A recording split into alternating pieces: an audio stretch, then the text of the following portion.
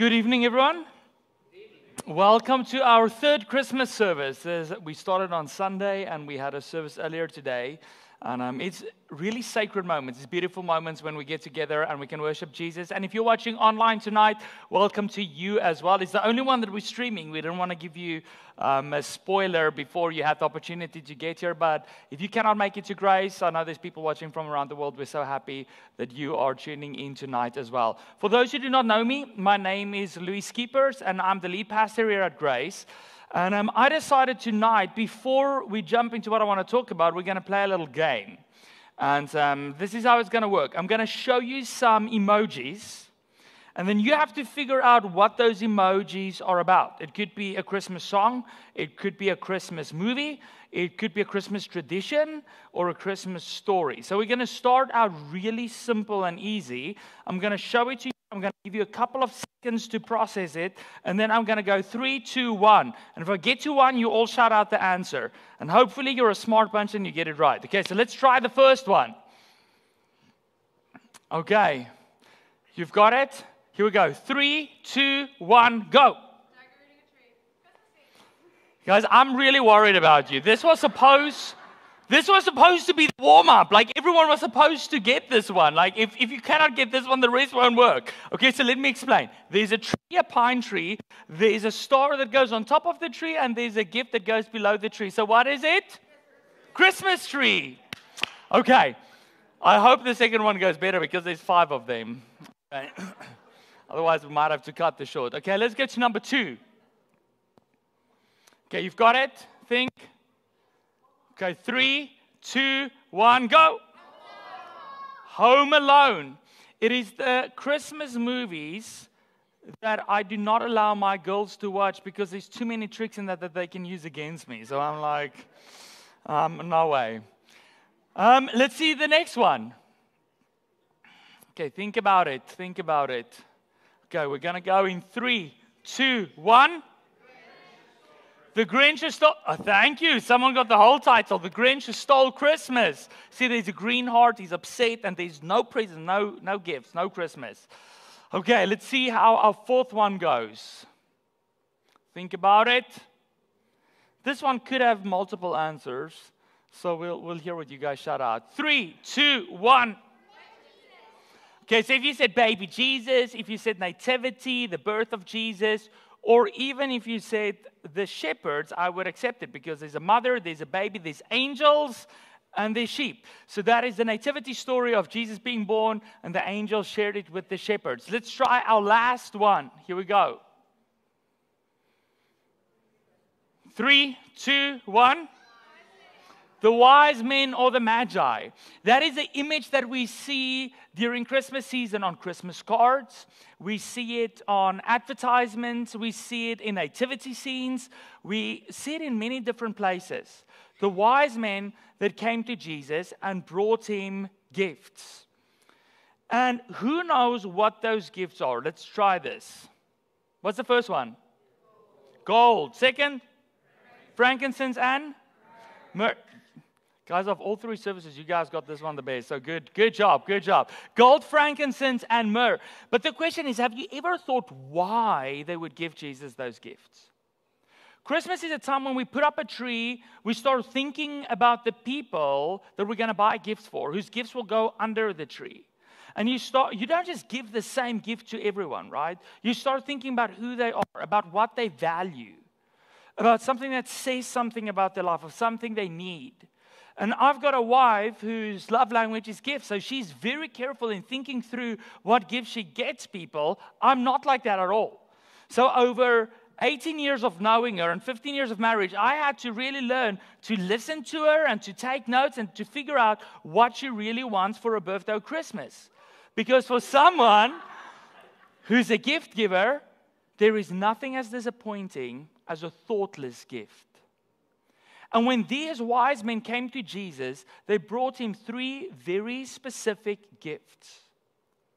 And those gifts are special not because they were rare, not because they were really expensive gifts, but they were special because they actually say something about the very nature of Jesus. See, gold And we spoke about this 2 previous Sundays. If you missed it and you want to catch up what that is about, you can find us on Spotify, YouTube, Grace Church family. You can go and listen to these messages. But gold was a gift fit for a king because the Bible tells us Jesus is the King of Kings. Frankincense was a very expensive incense that was burned in the temple to worship God, so it is a gift for God. The amazing thing about Jesus that the Bible teaches us is that when Jesus was born, he was 100% man, but he was also 100% God.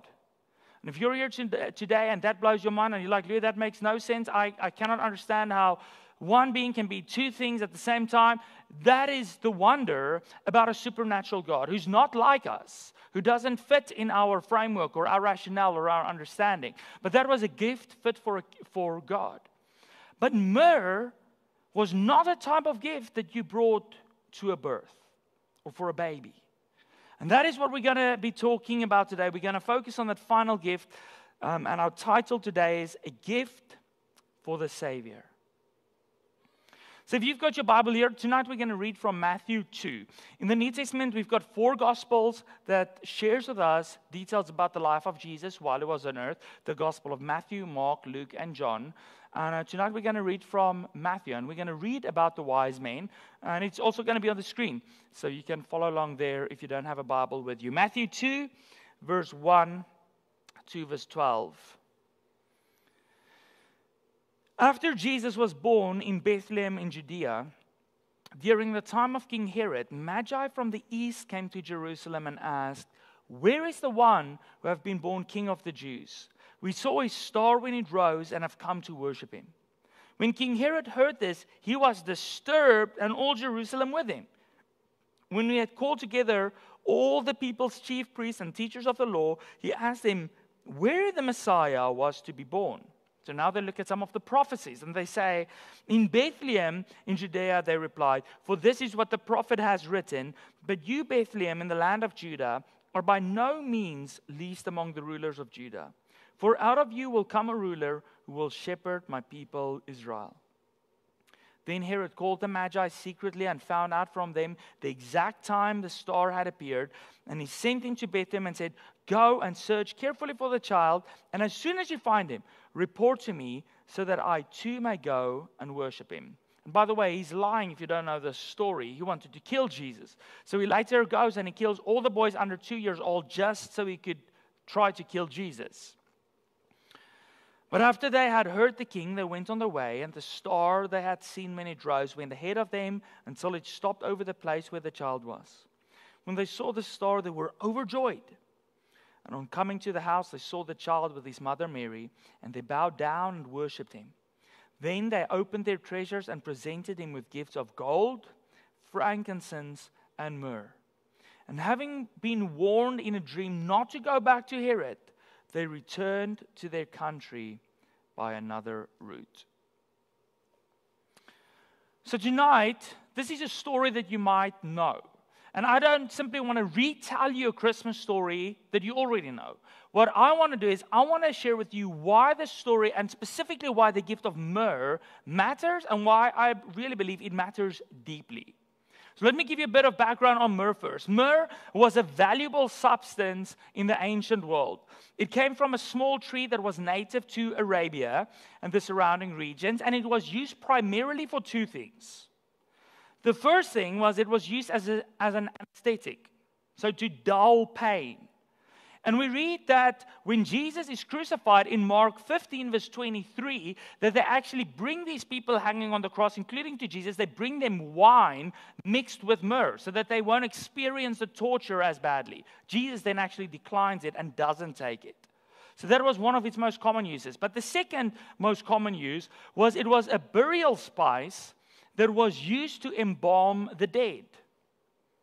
So after Jesus dies on the cross, we read in John 19, verse 39, that Nicodemus, a friend of Jesus, brings myrrh and aloe so that they could prepare Jesus' body for burial. And this is why I say this is not the type of gift that you bring for a child. Because when the Magi brought myrrh to a child, they were bringing a gift that points forward to his death. You see, Myrrh foretold the end of the story from the beginning. Jesus wasn't born unaware of where his life was heading. Jesus wasn't surprised by the cross. It didn't catch him off guard. He was born with the end, with the cross in view. And from the beginning, this child was given a gift that whispered, this life will be poured out. And if you are here tonight, and especially if you're exploring faith, I think this raises a valid question. And the question is, why did a child have to grow up to die? Why does a king need to die? Why does God need to die? And the beauty is that we don't have to try to figure it out. Like the Bible actually tells us. And not only after the time of Jesus, but here's the beauty. It told us before Jesus was ever born. There are hundreds of prophecies in the Bible that we have recorded that was given over thousands of years. The Bible is the best preserved ancient text that we have in the world.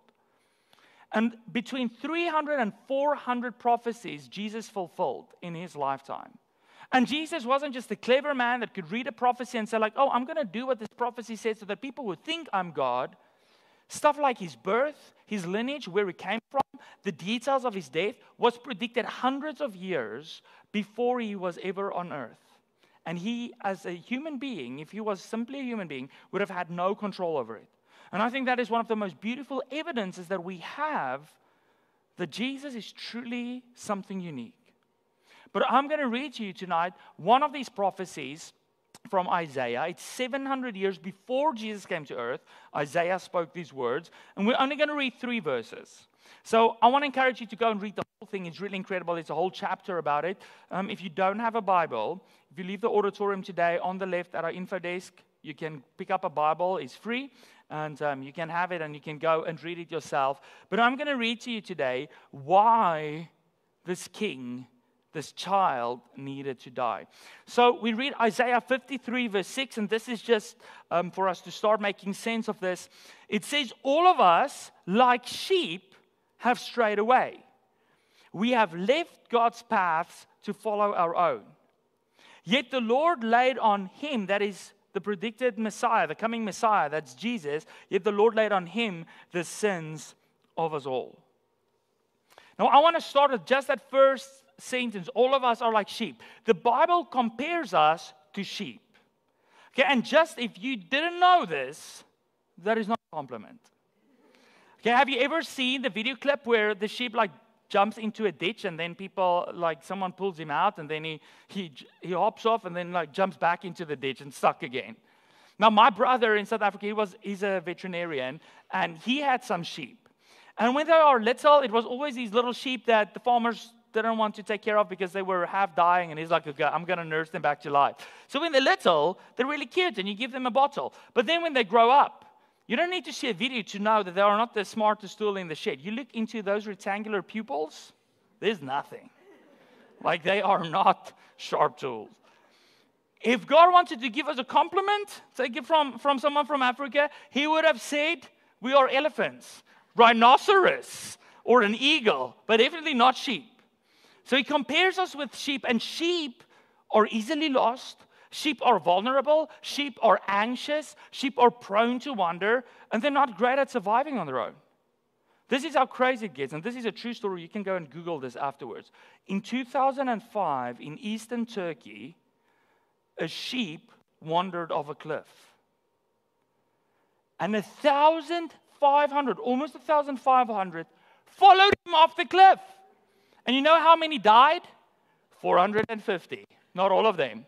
The 450 cushioned the fall of the rest. And they actually survived. This is a true story. You can go and Google this. This is insane. Right? That is sheep. But this bizarre incident reminds us why the Bible uses sheep as a picture for us. Without a shepherd, sheep will blindly follow even to their death.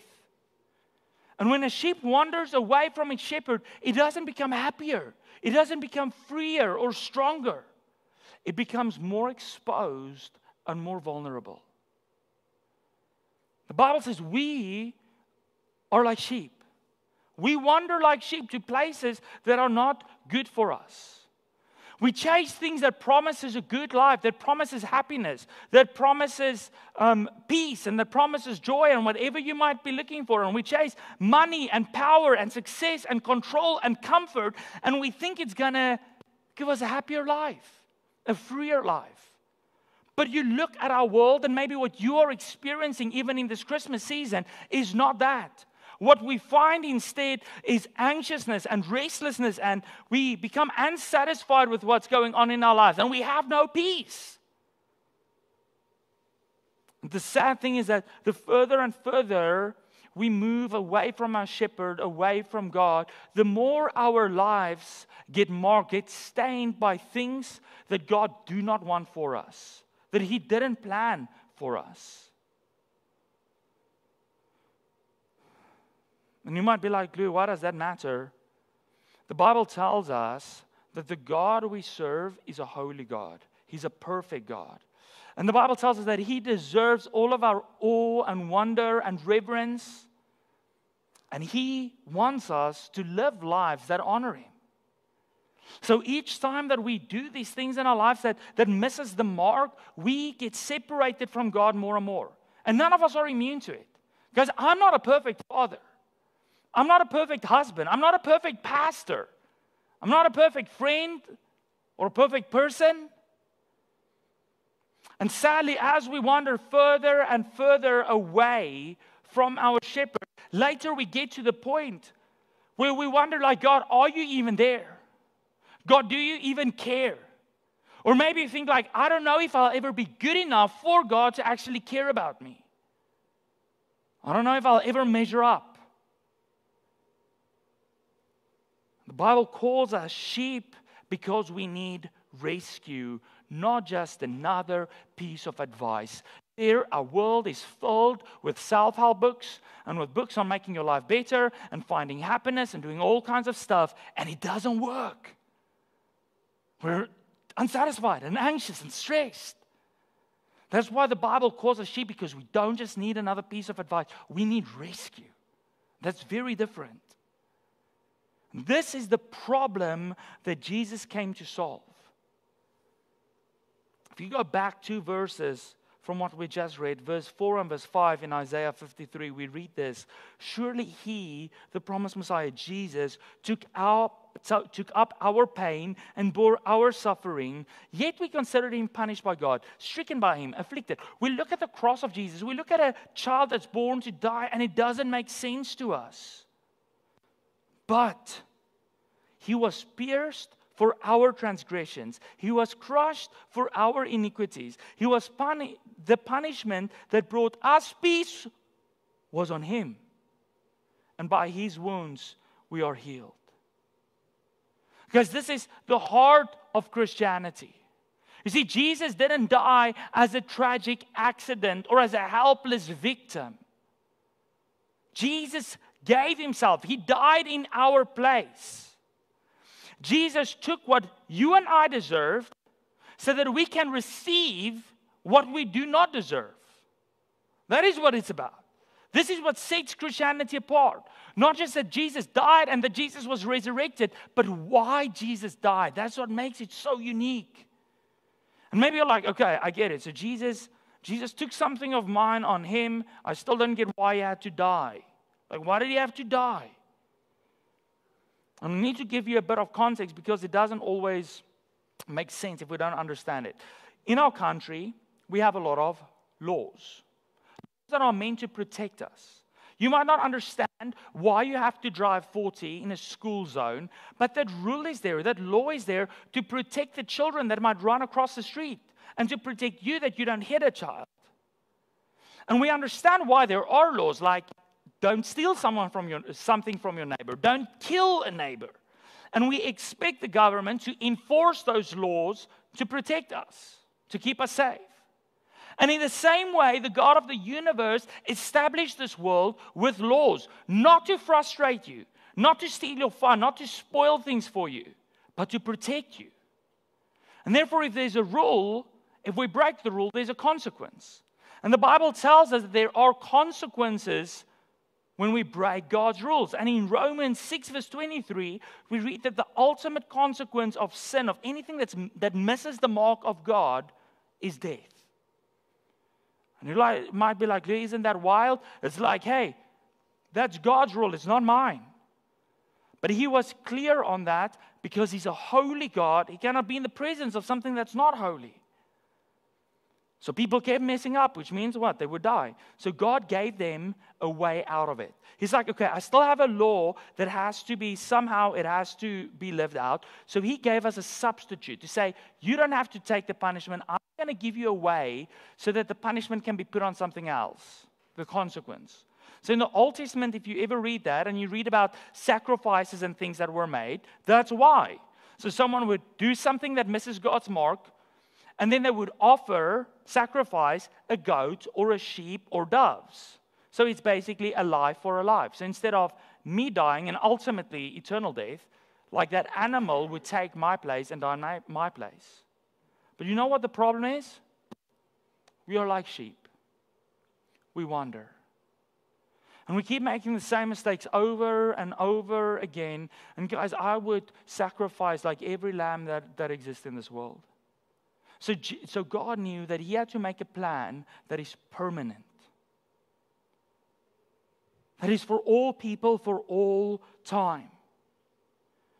And Jesus became that perfect lamb, one without blemish, one without fault. The only offering that is so perfect, so pure, so holy, so clean, that He could wipe the slate clean for every single person who has ever lived and who will ever live, and for everything that we could ever do that separates us from God.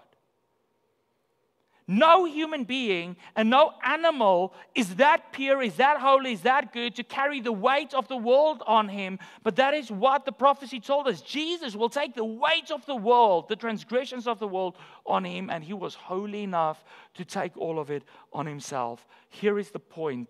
This is why Jesus had to die. Jesus stood where we should have stood. Another way, Jesus died the death that we should have died. Jesus hanged on the cross that we should have hanged on. Why? So we could go free. He took our place so that we can be free from the guilt of all of our past mistakes and all of our shame and our sin. He bore our sin so that we can be free from this constant fear, like if God even cares about me, or if I'm good enough, or if God will even see me, or if this fear that will I ever see heaven if I die? He was separated from the Father on the cross for a moment, where He called out and He cried out and He said, my God, why have you forsaken me? And for a moment, Jesus was separated from God. You know why? So that you and I never have to be separated from our Creator ever again. And that is why the gift of myrrh matters so much.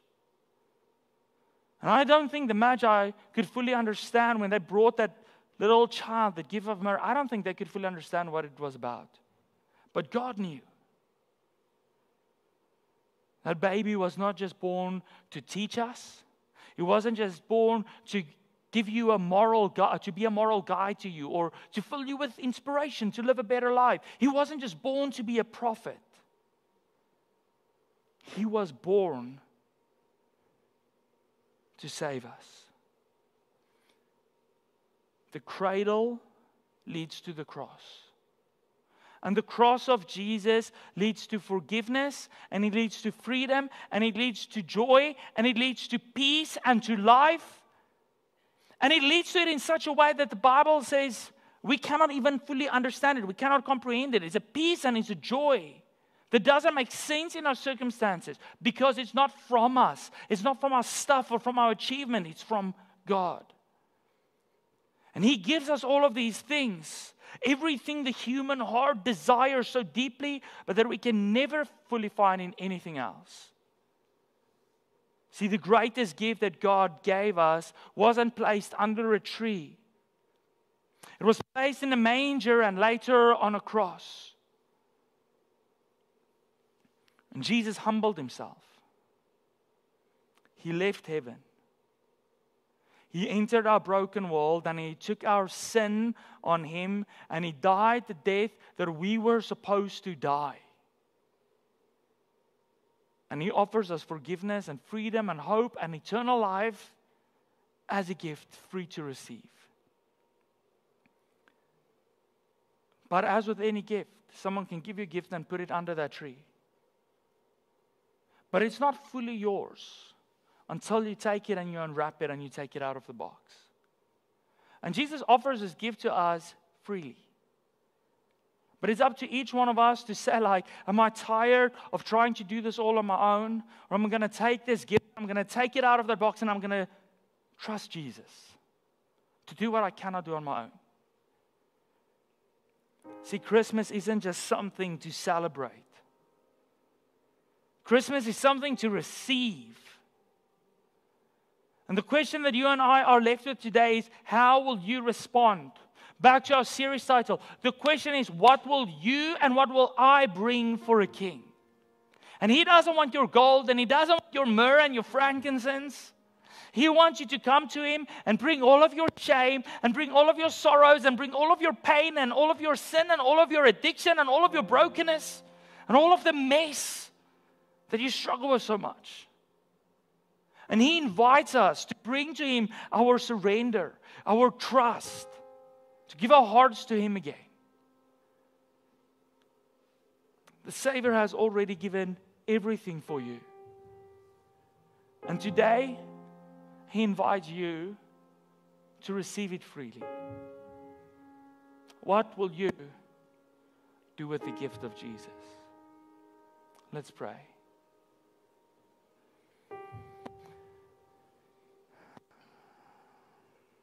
Jesus, thank you for a gift so great that we can never fully comprehend or understand. You're holy, you're pure. You died in our place and you rose again. And through your grace that's freely available to us, we get to live free lives as well. We get to be connected to our Creator again.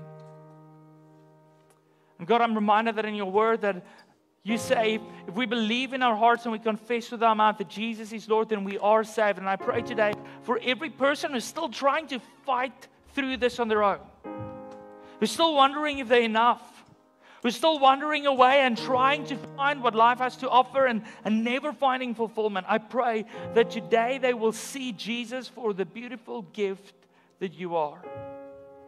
That we will surrender our lives to you. We will surrender our sin to you. That we will receive freedom and peace and life in you. Thank you, Jesus, that you gave yourself, that you came to this earth for us. We love you and we just want to say thank you. In Jesus' name we pray. Amen. If you're here today and you're like, man, I would love to give that next step, I just don't know how. It starts with a prayer. And saying, Jesus, I give it to you. I give my life to you. And we would love to journey with you as well. So you're not in this alone. You can speak to me or Pastor Wynn or one of our staff members after the service. Or send us an email, info@gracechurch.ca. We would love to go on this journey with you.